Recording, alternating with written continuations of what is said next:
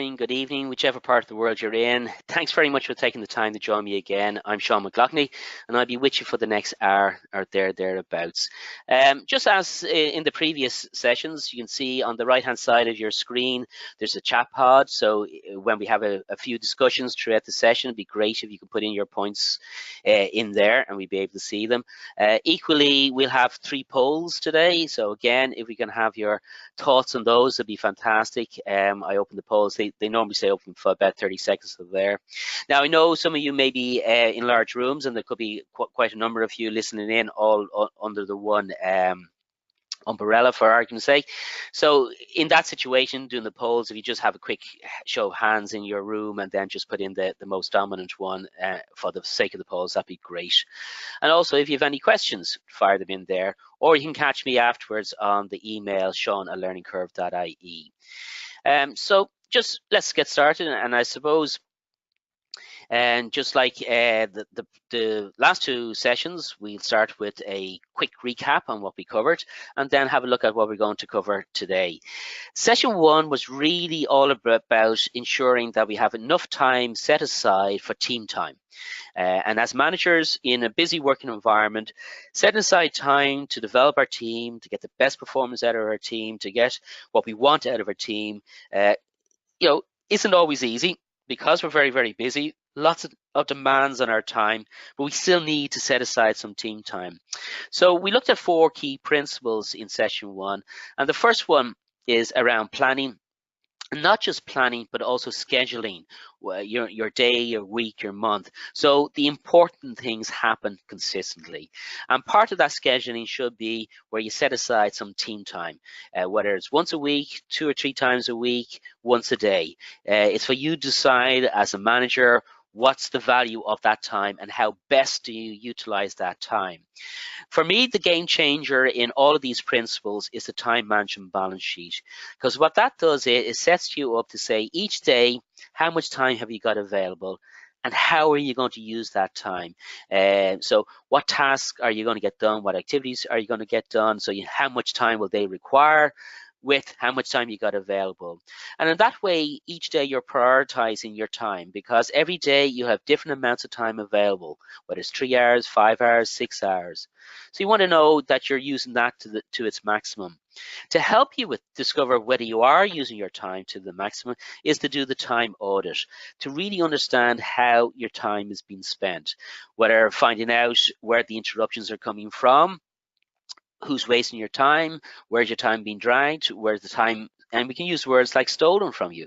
The key element is how do you actually spend your time compared to how you think you spend your time. And remember, this is not timesheets. This is really getting into every time you're interrupted, recording of that, and then at the end of the day, you can do your analysis. And if you do that every couple of weeks, it really gives you a handle on what's going on in your day. And then you use the impact influence model just to get rid of some of the bigger time wasting activities that's distracting you during the day.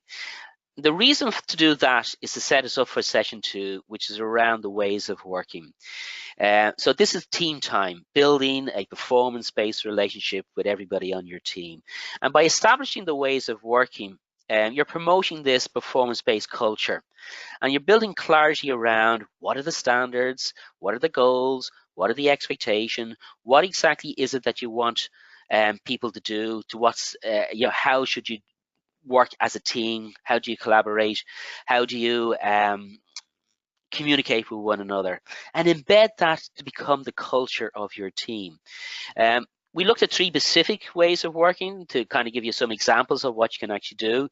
One was delegation and how we do that, because it is an art of delegation. So when we put it out the poll there, do you see delegation as part of coaching? And the vast majority would see delegation as part of your coaching opportunities. If that's the way, well, then that should become the ways of working. How do you truly use delegation as coaching? Then we looked at how to deal with conflict situations, difficult conversations, problem solving. Again, another way of working that you can embed, as this is how we do things around here. Here's how we solve problems. And the last one we looked at then was team meetings. How do we make sure that the team meetings are adding value to everybody, that they're useful, they're engaging, and people are getting something from them. And that's quality team time. And whether you need to set aside 30 minutes a day, 2 or 3 times a week, or once a day, uh, you know, as a manager, you'll make that decision. But here's how you can actually use it. And today is no different. So look at your action plan, and as we go through the various different things today, to kind of say, okay, what are you going to start doing, stop doing, do more of. So today, keep that action plan going, and hopefully at this stage you've implemented some of the actions that you decided in the first couple of weeks, and that you're beginning to see the benefits of those actions already. So the areas we're going to cover today, for me, to utilize team time really wisely and to get the best performance out of everybody on your team as a manager and as a leader, there's two critical skills. One is influencing and how we influence people, particularly on our team. That's the focus today. But you can use the same skills to influencing other departments, other managers, clients. It's the exact same skills you will actually use. Last year, in Peak Leadership, we looked at coaching, and we went into coaching in a bit of detail. And I'm just going to take a little bit of what we talked about last year to show you how using the influencing skills would dovetail into your coaching skills, and both of those together would ensure that you really get the maximum out of your team when it comes to performance. Okay, and that's what we're going to be having a look at today. So it's about influencing, coaching, developing your team, and how those three things are all interconnected. And to get the best results, you need to make sure that those three things are happening within your team. So we're going to have a look at it in influence. We're going to have a look at a little bit of structure. We'll take it. There's a 4 parts structure that I'm going to talk to you about to see how we utilize that, and then we'll talk about how we can then apply that when it comes to coaching sessions. So that's what today is about. So let's get stuck into it. Last week, as I mentioned a couple of times already, we talked about team time, and getting the best from your team requires a multifaceted approach. It's not just one thing to get the best out of your team. And that's why, again, we're going to look at some of the skills like influencing and coaching. It's another sort of layer to the whole area of getting the best out of performance out of your team. And underpinning all of this is peak leadership. And the reason why I keep going back to the peak leadership is it's a lovely framework for you to just say, okay, what am I trying to do here? Performance being challenged.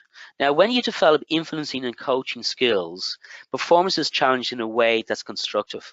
You're getting the best out of people, because instead of seeing to be the manager who's always pushing and never happy, always looking for more, always looking for better work from everybody, if you influence people and use the coaching mindset, what tends to happen is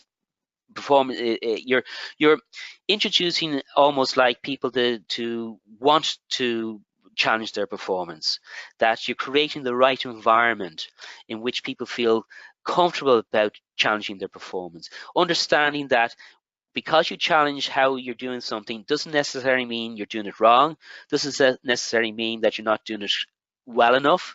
It's always asking those questions. And if you ask those questions in a constructive manner, then people will feel comfortable answering those questions. And the other key area of this is aligning the goals. So in other words, aligning everybody's effort, that everybody is part of a team, and that you as the manager is there to ensure you get the best out of them. That's why it's managing people. That's why it's peak leadership. As I mentioned already, I manage my daughter's football team, and you learn so much from when you're coaching of how to apply all the things we talk about. But before yesterday's game, one of the things I was talking to the players about is that everybody on the team has a decision to make. And the decision is, am I going to make that run, track somebody back, make that tackle? Because one of the things we were saying is that the previous game, we were slow to start. It took us about 15 or 20 minutes to get into the game. So I was asking them, how could they start the game quicker? How could they get into the game from the word go? And what we came up with, and what they were saying is, win the first tackle, make that run, encourage one another, start talking to one another, on all of those things. But the point I made to them was that if one person doesn't do that, If one person goes off and does their own thing, if one person decides, I won't make that run, I won't make that tackle, I won't pass the ball, what happens is the whole thing starts to break down. So you need to align everybody's goals, everybody's efforts in a way that the team benefits. And that's crucial. And you keep everybody engaged. And influencing and coaching helps keep everybody engaged. So that's why I believe these two skills are so important when it comes to peak leadership and so important about managing a team, because it's a way of getting the best performance out of everybody. So let's take a step back, okay? And if you can use the chat pod, this would be fantastic. From your point of view, what is influencing? What words would best describe what influencing is all about? So if you were to put down some words to describe what influencing is all about, what sort of words would you use? So just use the chat pod on the right-hand side of your screen. It just takes a couple of seconds for what you're keying in at the moment to come up on the screen. So if you just bear with me for a second, if you start typing in, that would be great. So what words would best describe, from your point of view, influencing? We have some interesting ones this morning. Okay, thanks Brendan for getting things started. Tangible effects on behaviors of others, yes. Impact, great point you're making there. Persuade, okay, another important word. Thanks for that, Kathleen's team. So these are the things that when you think of influencing, so a tangible effect on the behaviors of others, impact, persuading, okay. Now another couple of you are typing at the minute. Inspiring, yes, educating. So you can see there's a number, and thanks everybody there for putting up your ideas. And there's a number of different things that when it comes to influencing, and all of these words are so important. Okay, so when it comes to influencing, what's taking place? What's actually happening? And one of the things is that as an influencer, you're presenting a message to somebody who's been influenced in order to affect their attitudes, beliefs, behaviors. And as we mentioned there, to make that impact, to get that message across, to motivate, to influence, persuade, as Kathleen's mentioned. Okay, so all of those things is what you're trying to do. Now, the challenge when it comes to influencing, and a real big challenge, is the amount of knowledge that you already have built up, and the amount as the influencer, and the amount of knowledge that the person being influenced has. And sometimes that knowledge that they have can distort what you're actually saying, and sometimes people will resist what you're actually saying, that message. So if, for argument's sake, you're trying to influence somebody to change a process, you're introducing a change to the team, all of what they've learned over a period of time, and you're suddenly saying, okay, this is how we used to do it, but now we want to do it this particular way. And all of that knowledge that has been built up over a period of time, where people saying, no, this is the right way, I got these results from them, suddenly there's a conflict going on there. Suddenly people are kind of saying, why do you want me to change that? And that makes influencing quite a challenge. And trying to get people to think differently, behave differently, is a big challenge. And as a manager, it's one that we will face quite a lot. So we don't think of just big change. This could be small changes.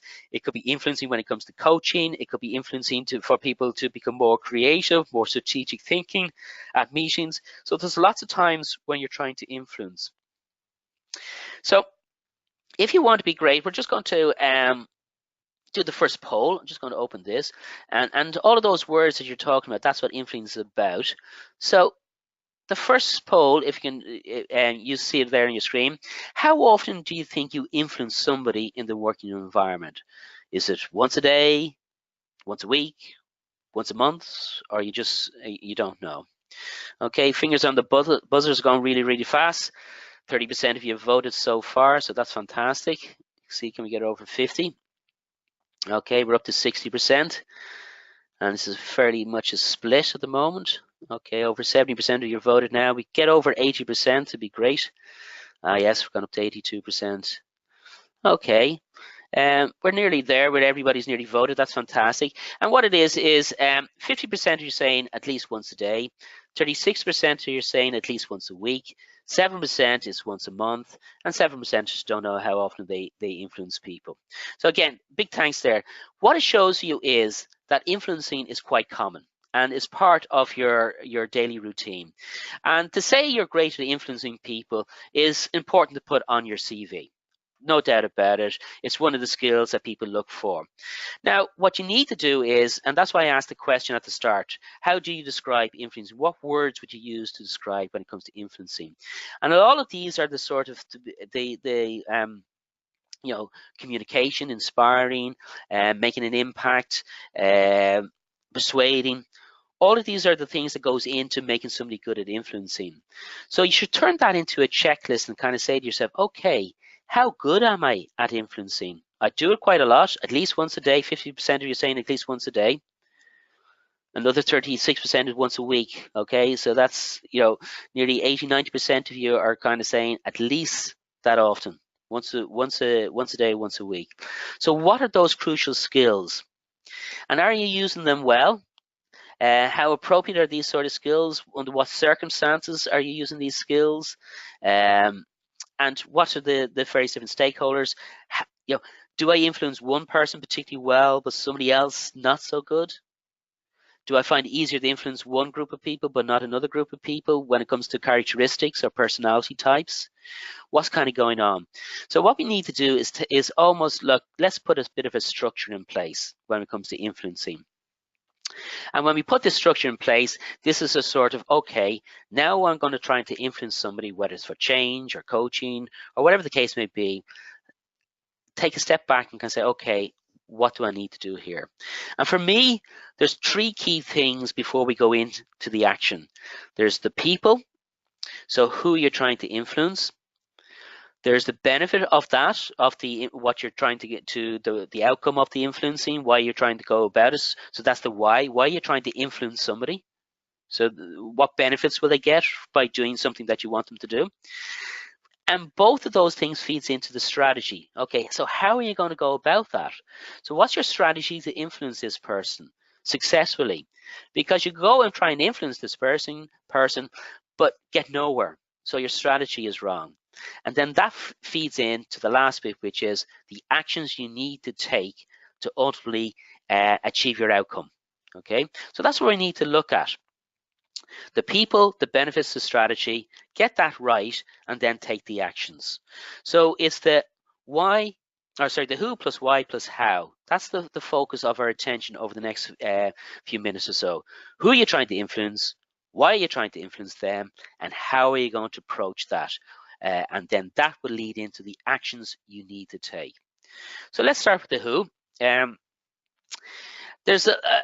The first thing you got to be thinking about is this particular person or group of people. Okay, who are they? And what's kind of going on here? The first thing is, as I mentioned, there's a lot of knowledge you have in your head built up over a particular period of time.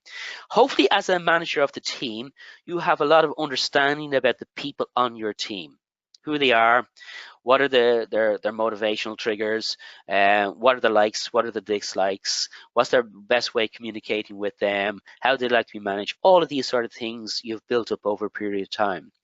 And when it comes to influencing, what you're trying to establish is a couple of things. What's their personality type?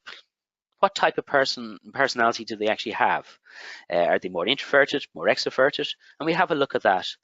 Then you got to be thinking about what influencing style is appropriate for this person. How do they like to be influenced? What's their attitude like?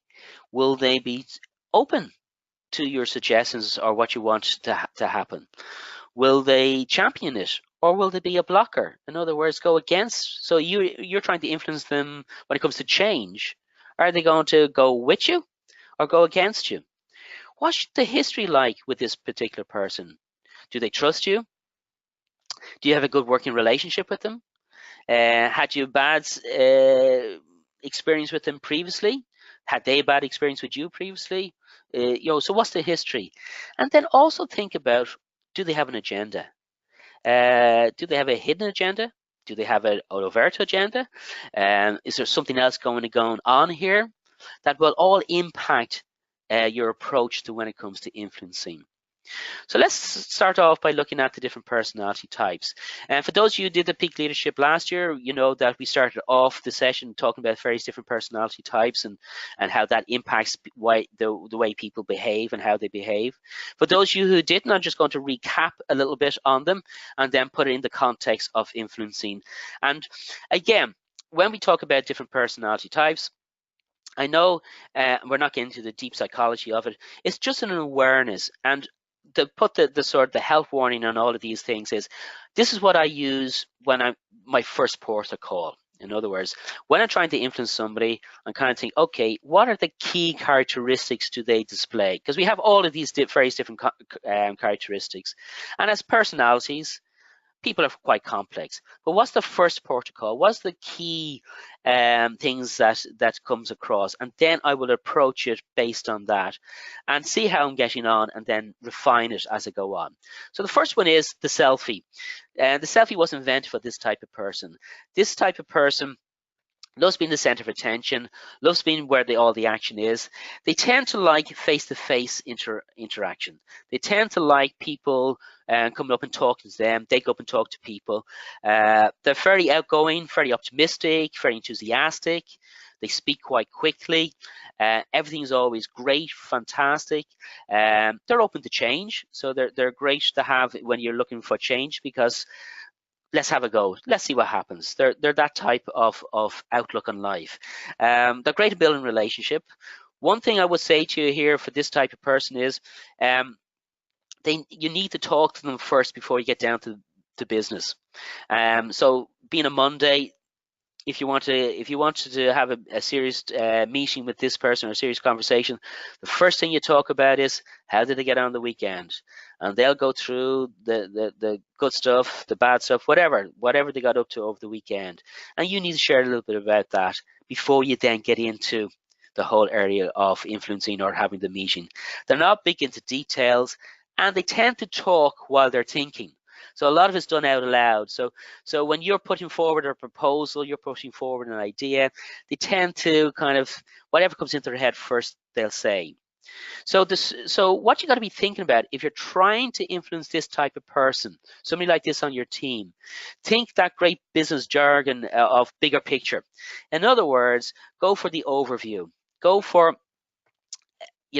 how this is going to impact everybody, and give them the sort of those broad details. Don't get into the small, minute details at this stage. You've got to come across as being enthusiastic. That this, whatever you're trying to influence them for, whether it's change, we say we keep it, you're trying to influence them to change something they're doing. You've got to be enthusiastic about this change. You've got to show a bit of excitement so they get excited. You've got to keep people focused, because they love dealing with people. And then I would often throw in, if I'm trying to influence this person, is to show how this can be different. It's something different for them to be working on. And they tend to like that sort of, it's something new, something different, I'll give it a shot. Now here's why influencing you need to adapt your approach.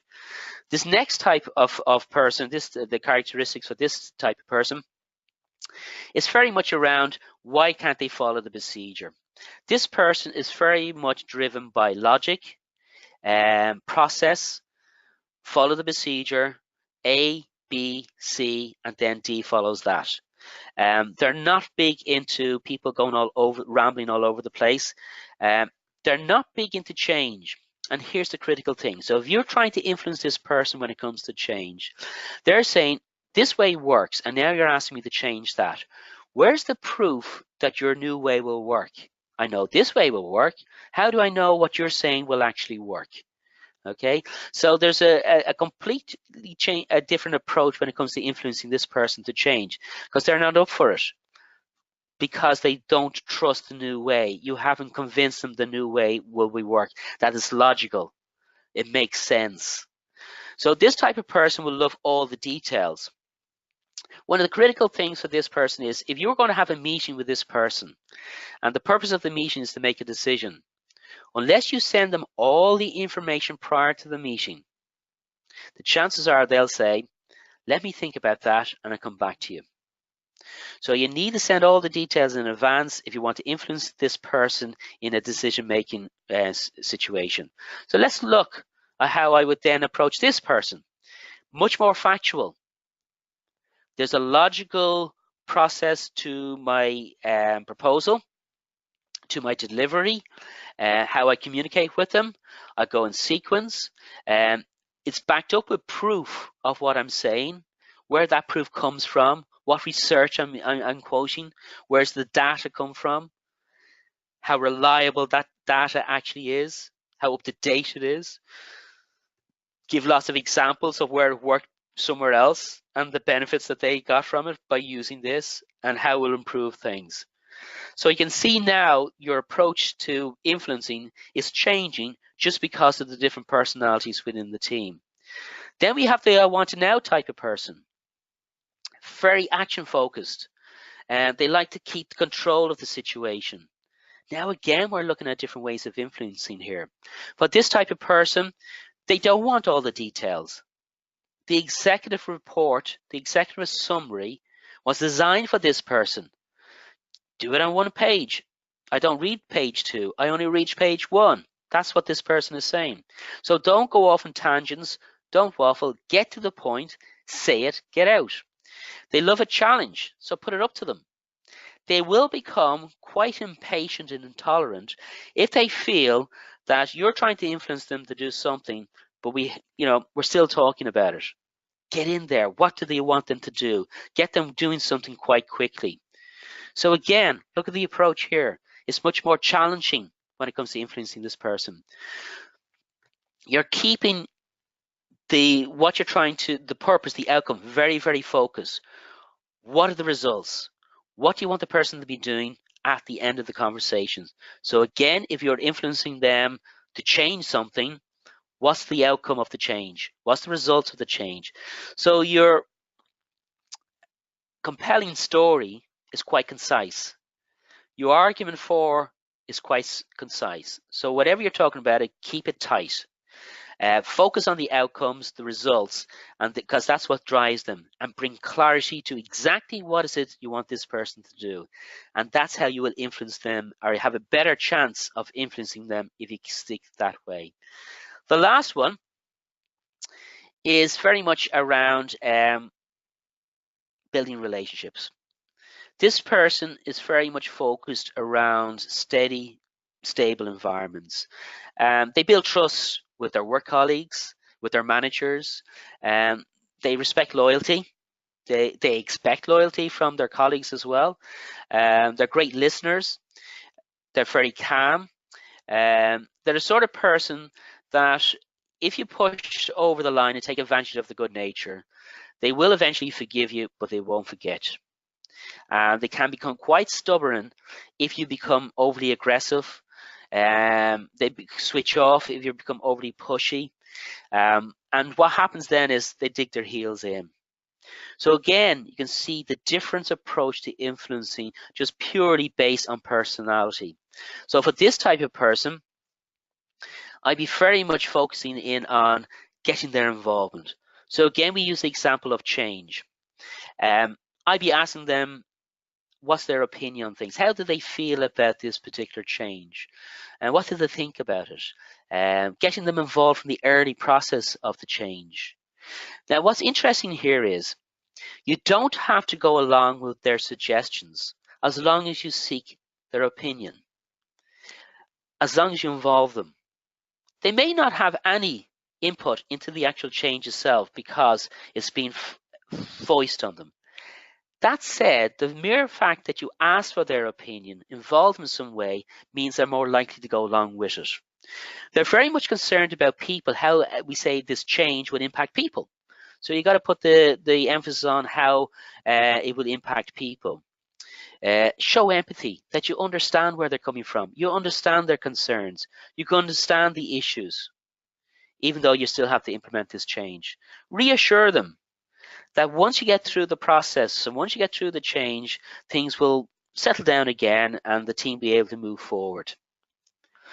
So the very first thing we're doing here is just having a look at the people on your team, and you're trying to influence them, you're going to change some process on the team, or you're going to do some coaching, or whatever the case may be, adapt your approach depending on who you're trying to influence. The second thing that I will look at before I even go anywhere near influencing people is the stakeholder analysis. Where do they fit in? Are they a champion and follower, somebody who's going to support you in the change? Are they a blocker, somebody who's going to stop you when it comes to the change? So if you're trying to influence. So if you're trying to influence people, where are they on that sort of grid? So I'm just going to open out the second poll. And just a straightforward question. Do you complete a stakeholder analysis as part of your plan to influence people? So you're going to try to influence somebody on your team or influence your team. Do you do the stakeholder analysis before you jump in? So just have a see. Okay, go quick on the voting again. Bulk of people, we're up to nearly 50% voting. Sometimes no. Okay. Again, we try and get over 80% of you voting. That'd be great. Gives us a good understanding of where everybody's coming from. It's split. Okay, we're nearly at the 80% now. You can see 46% of people, it's sometimes they will use the stakeholder analysis.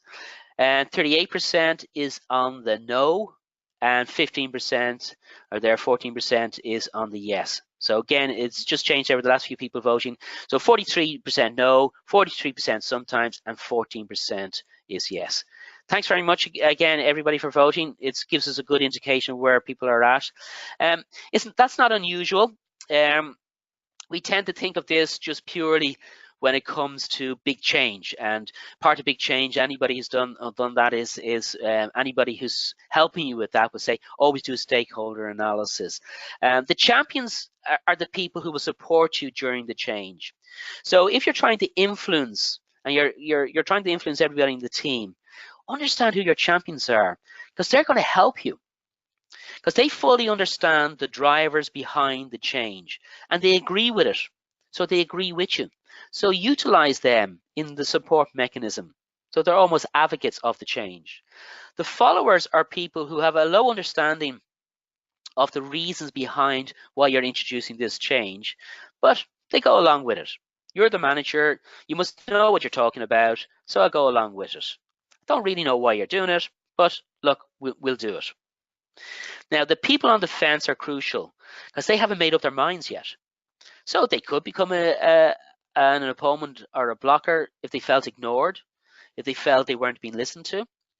And it's easy to kind of ignore this type of this person if they're there, because they're not overtly giving out about it, but they're not saying they go along with it. So they're not really saying an awful lot, and we can just forget, unintentionally ignore them. So it's really important that doesn't happen. The blocker, they show resistance because they don't really understand your rationale in the change. They don't understand what are the key drivers behind this particular change, and they have low acceptance of it. They don't actually agree with the change you're trying to implement. They don't see the purpose of it. They don't see the point of it. So why are you doing it? So they become a blocker. The opponent is somebody who does understand the drivers behind the change, but they don't accept it. They may feel that they might lose out because of the change, not gain any benefit from the change. So while they understand why you're doing it, they don't want to go ahead with it.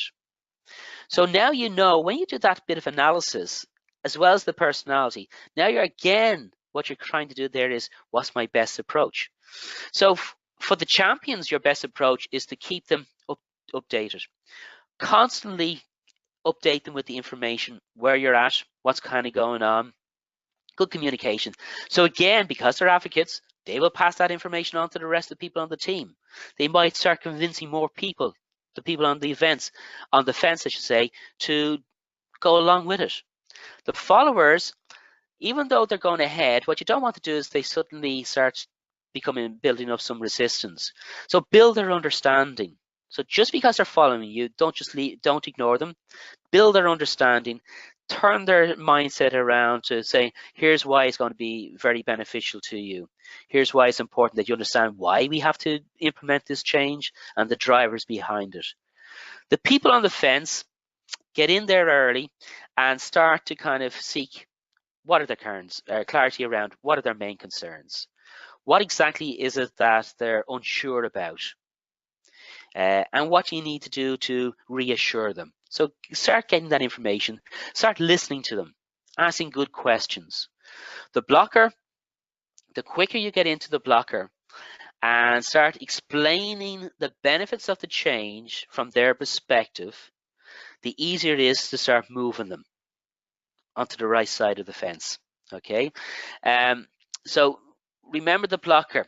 They're have low understanding and a low acceptance of why we're doing this. So you got to build both of those. Here's the drivers. This is why we have to do it, and here's the benefit from their perspective, not yours, not the business. And the opponent then, they understand why you're doing it, but they have massive concerns around how this is going to benefit them. So they're sort of becoming an opponent. So you need to check their reality. Why do they believe that this change won't be beneficial? What are they basing that on? And have your supporting data, your supporting information. Now you can see with the different personality types also how some people could fit into these categories based on their personality as well. So you got to take that into consideration. The last thing I say about the people before we move on to the why, so you're still looking at the who, is there are different influencing styles. Marketing people have been for decades trying to influence us to buy more. And from the old days of signs open a shop, or signs on the side of a garage selling various different items to get you to go into the shop and buy them, we're trying to influence, okay? And billions upon billions of dollars and euros and whatever your currency is spent every year trying to influence us, to get us to part with our cash. And what they have is they understand the various different influencing styles of different age groups, different profiles, and they break it down to that. For us, as managers, what we need to do is think about this exercise we did with our teams, the do's and the don'ts. Find out how people on your team like to be influenced. What is it that they like? Okay, what's the best ways of doing it? Do they like being influenced through a logical argument? Or do they like to be influenced through enthusiasm, energy, excitement? What is it? How do they like? And start to build that profile in the same way that you find out what they don't like when it comes to influencing. So you can avoid that. You yourself like to be influenced in a specific way. You have an influencing style that you say, if people use that, they'll influence me. But it may not be the same for everybody on their team. And what a lot of managers try to do is influence everybody on the team the way they like to be influenced. And then what they tend to find is sometimes they end up going against the flow. Everybody wants to be influenced another way, completely at opposite to how you like to influence people. And equally, there might be just one or two people on your team that goes against the flow. Either way, it means the team is not fully influenced. So if you're going to go with a change, you can have one person going against the flow, and then that will lead to conflict, and that will lead to sort of disharmony within the team. So find that out, because what it does is, again, it feeds in to the next part, which is again around the why. Why do you need to influence this person? So we have a better understanding of the people, their personalities, the stakeholder analysis, their influencing style. And once you've done that, we now need to focus on the compelling story. The why are we trying to influence this person or this team? What's the purpose behind it? What is it that we want to achieve? And we need to write a compelling story. We need to get a really good story out there so the person will buy into it. When I do this in a workshop where I have the groups of people working face to face with them, and one of the exercises I do is to get people to influence. They team up in pairs and get them to influence to drink a spoon of cod liver oil. Now, I don't know about you. Some of you may like cod liver oil, but the vast majority of people that I come across do not like cod liver oil. And it's a fascinating exercise to get the people to do. And in the end, most people somehow get them to drink the cod liver oil. But one compelling story, and they jump in very, very quickly to tell a compelling story to try to convince them and influence them to take the cod liver oil. One that stands out for me a couple of years back was the person doing the influencing started talking about the qualities of the cod liver oil, particularly around how beneficial it is for your hair. It puts a great shine in your hair. It makes your hair strong and healthy. It's just so good for your hair that you got to take it. It really is fantastic. Now, the only problem with this compelling story was the guy she was trying to influence hadn't got one piece of hair on his head. He was had his head shaved completely.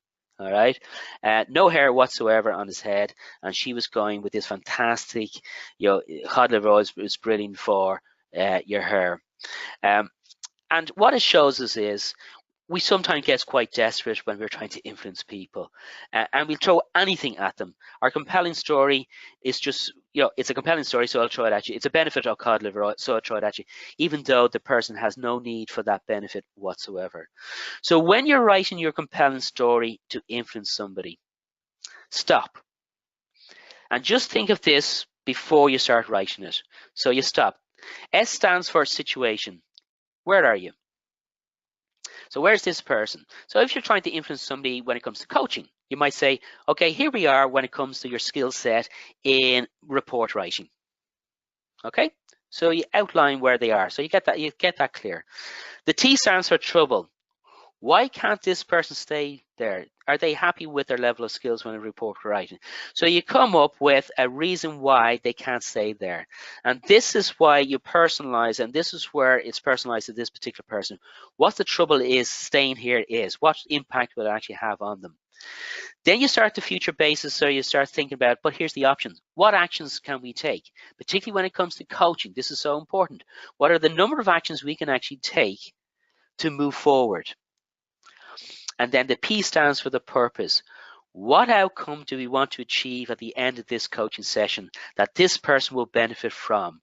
So the compelling story is based around why they will benefit from what you're trying to achieve by influencing them. And if you take the example of coaching, what's in it for them when they have learned this new skill?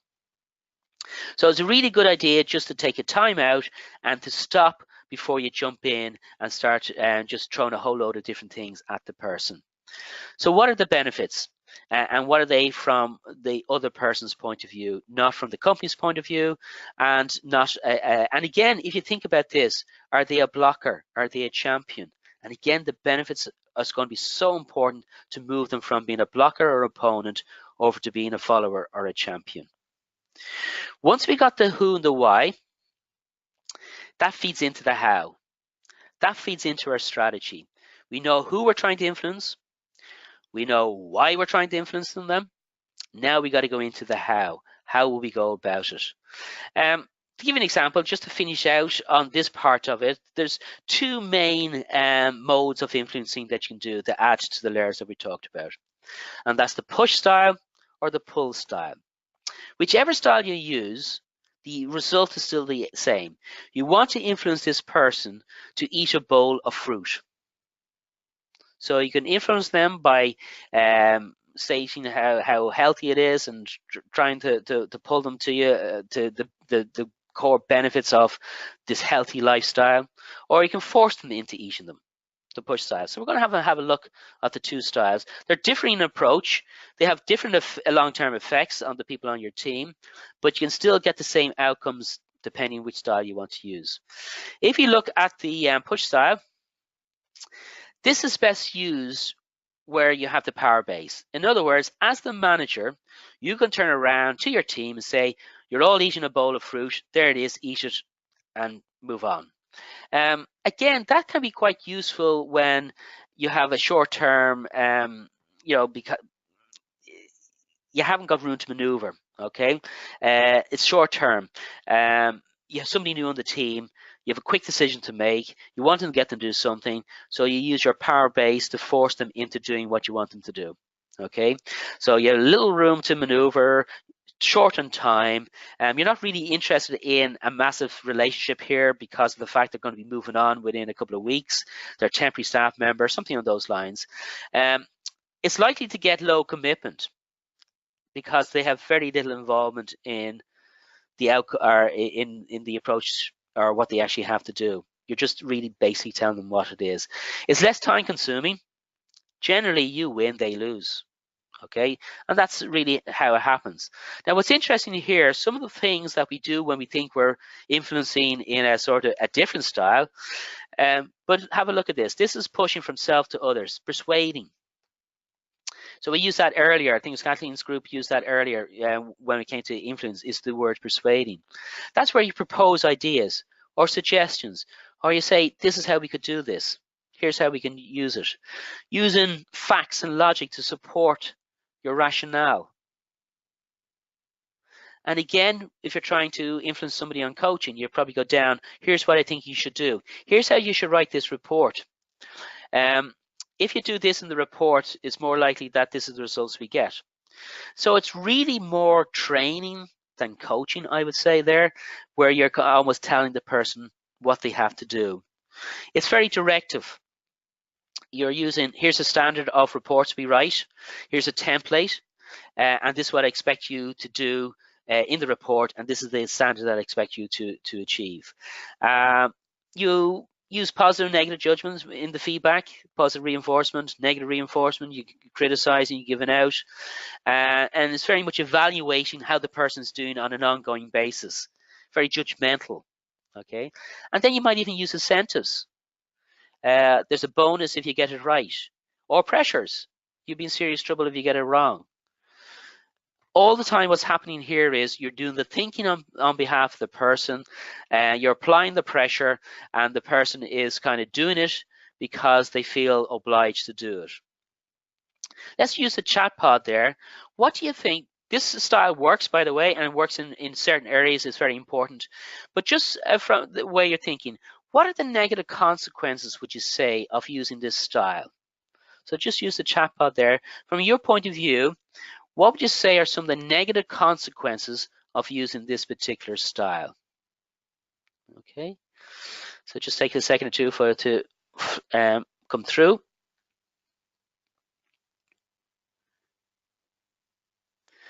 Okay, so what are the negative consequences of using this style?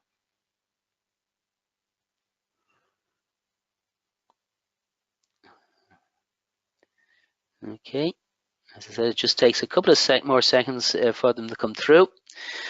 Quicken the typing, as they say. It's a little bit slower than the polls.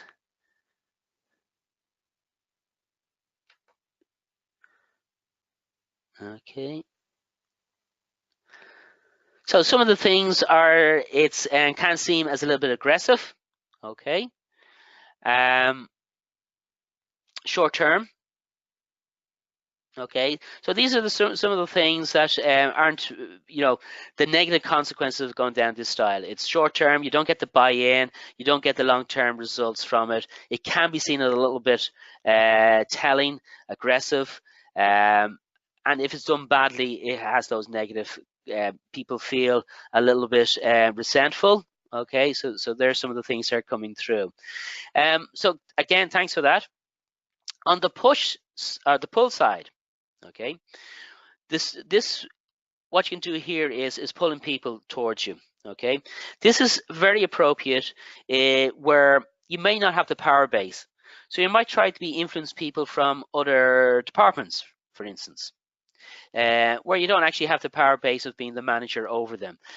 Clients, it's a low risk. You're looking for a mutual outcome. Definitely when in the longer term relationships you're trying to build with your team, this approach works really, really well, because what you're doing is you're getting much more commitment from everybody in the team because they feel they're much more involved in it. But it takes time to plan, and this is where team time kicks in. If you're setting aside team time, then the more likely you go down the pull style of influencing. And this is where you come harmonizing, looking for views, asking people what are their thoughts on it, how would they go about it, encouraging participation. Again, you can see the different personalities, how this will be very, very helpful in the various different personality types.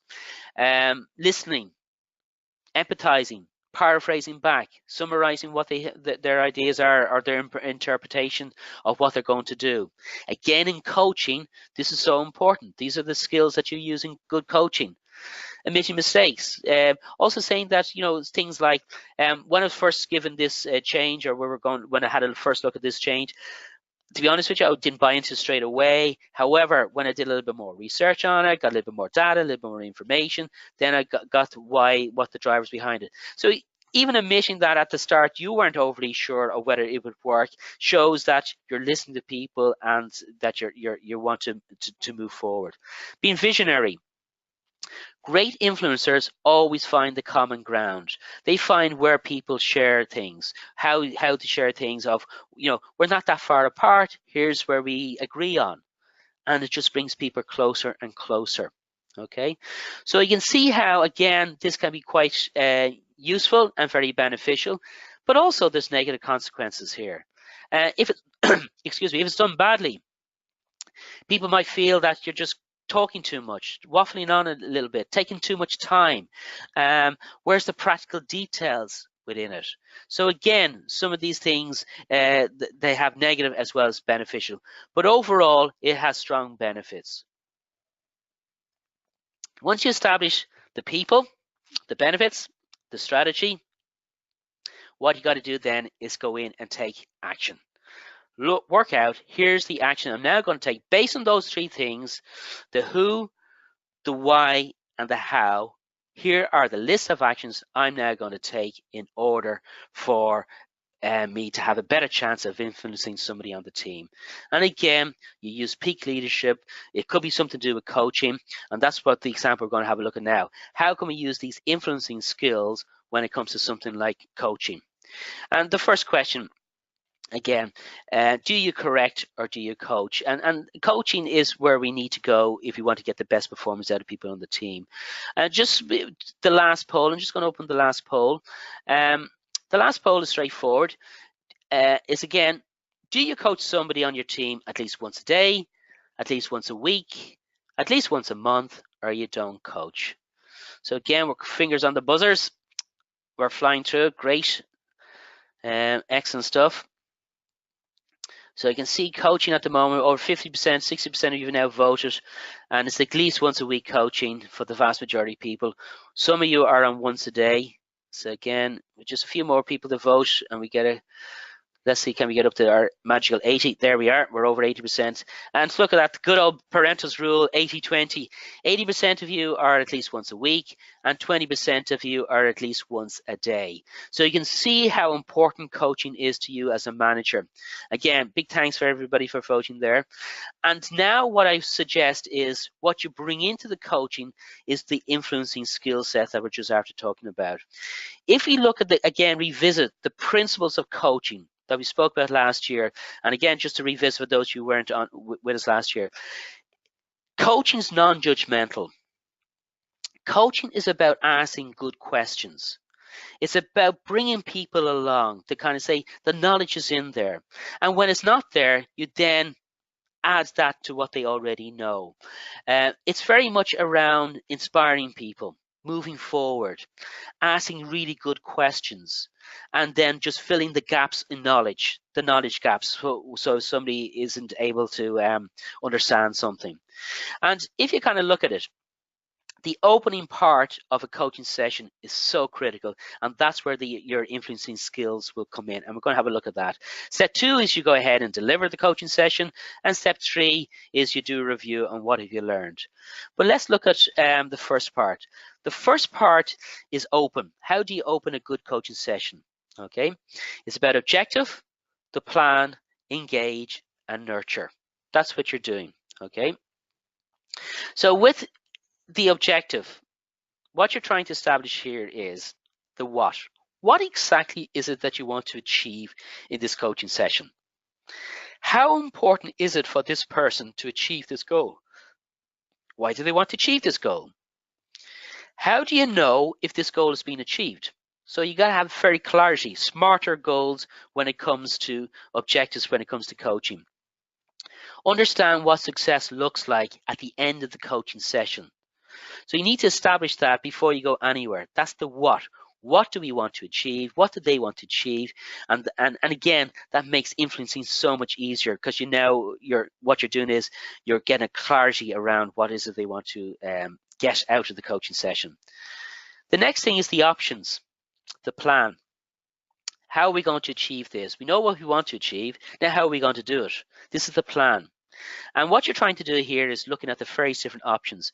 Good coaching, there's not just one way of people learning. There's several different ways that you can get to the end thing. So if the coaching is around report writing, what are the options? How do we ensure that we get the right reports done? You ask them, okay, how do they think the coaching should be? What should be contained in the coaching session? What are the options? How do we go about it? What are the best and worst thing about those options?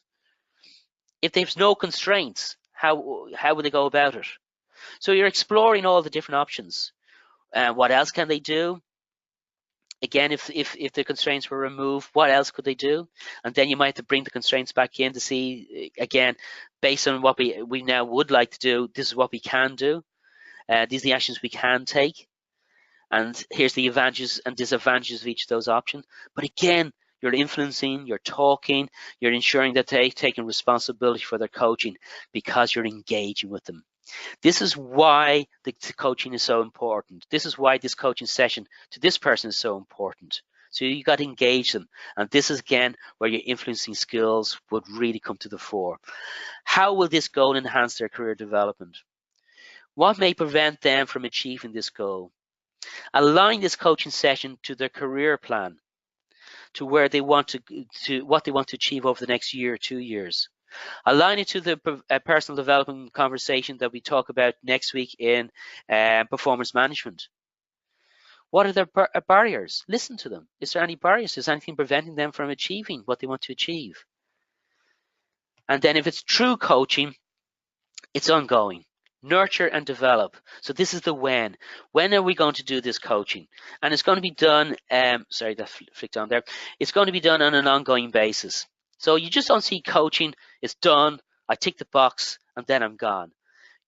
You're going to nurture them. You're going to develop them continuously. You're going to look at, okay, now that we've done the coaching session, where can you use this information? When can you apply these actions? And what's the basis of the next coaching conversation? What are successful and unsuccessful behaviors that you want them to display based on what you're just after doing the coaching? Again, all the time, how can they keep moving forward? How do they keep themselves motivated? And as you do coaching at least once a day, 20% of you, at least once a week, 80% of you, it's really important that you influence people and you see it's ongoing. Step 2 is to do it. Get in there and coach. Don't sit back. Make it a coaching session. In most companies, I get most credit for coaching, even though I do the least amount of coaching. The reason for that is that when I walk into an organization, straight away they see the coaching has put on.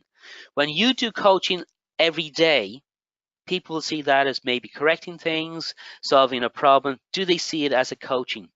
So you need to formalize that coaching. And one great way of formalizing that coaching is through the debrief at the end.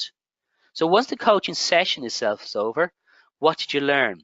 Because remember, coaching isn't from the book. They can read a book to get that. That's training. What you want to do is, what have they learned through the coaching session? What have you passed on to this person that's so valuable? I would strongly recommend that you finish the coaching session and say, okay, what have we learned from this? Where are you going to use it? How are you going to use it? And see what have you learned through the coaching session. And that should feed into, the graphic there should read, write a personal learning development plan for everybody on your team. Okay, and what a personal learning development plan is, it's when you set aside team time, and that valuable time that you have set aside, people should see, if you set aside for coaching, that it's written down. So the end of, if you're coaching every day, at the end of the week, I would probably sit down with that person and say, okay, what did you learn this week? We've had 5 or 6, 7, 8 coaching sessions throughout the week. What's the main things did you learn? If you're coaching at least once a week, I would turn around at the end of the month and say, okay, what have we learned at the end of this month? What are you doing differently as a result of what you learned this month? And then that could feed into performance management, because now they have a record. Get them to keep a record of all the coaching sessions, because what we talked about today is about influencing people. And it's about understanding that it's the who, the why, and the how. And if you understand those 3 things, then you can take actions. And the actions you'll take should improve your ability to coach. And then we looked at how we can use those skills in coaching and really turn coaching into something what it should be, which is coaching all the time. At least once a day, once a week, that's what you're spending with your team. So turn this team time into something really beneficial. Remember, the key is the open part of the coaching. Get them to get clarity around what the objective is, what is the coaching plan, engage them through your influencing skills, and then make sure you're nurturing all the time, that it's ongoing. And at the end of the week, at the end of the month, sit down and say, what have we learned this week? What have we learned this month? Sign off on that, and then you go into the following week. So thanks very much for today. Next week, we're going to take what we're after doing here and apply it into performance management. And we're going to have a look at how we set smarter goals and what performance management is all about. And then having those difficult conversations, particularly around underperformance. How do we deal with underperformance? And it can be quite a challenge. It could lead to a lot of conflicts, but how do we put a little bit of a structure into dealing with underperformance and giving feedback? And feedback is part of the dealing with underperformance. Thanks very much for everybody for your contribution using the polls, and I look forward to talking to you all again next week. If you have any questions, feel to pop me on an email. Otherwise, I'll see you next week. Have a great week, and thanks for your time. Cheers. Bye now.